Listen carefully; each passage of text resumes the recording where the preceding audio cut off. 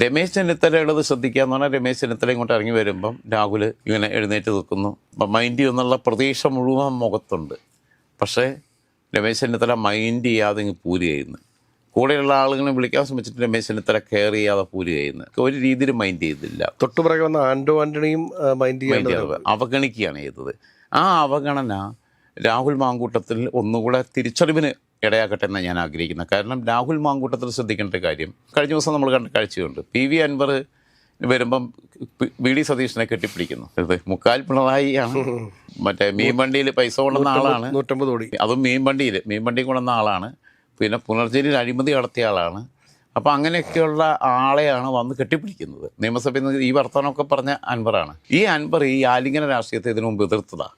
ആര്യാടൻ മുഹമ്മദും സ്വരാജും തമ്മിൽ കെട്ടിപ്പിടിച്ചതുപോലെ അത് ശരിയായില്ല എന്നും ഒരു സ്ഥലത്ത് വെച്ച് ഇങ്ങനെ കൈ കൊടുത്തപ്പോൾ കൈ കൊടുത്തോ പക്ഷെ കെട്ടിപ്പിടിക്കാൻ പറ്റരുതെന്ന് പറഞ്ഞ ആളാണ്.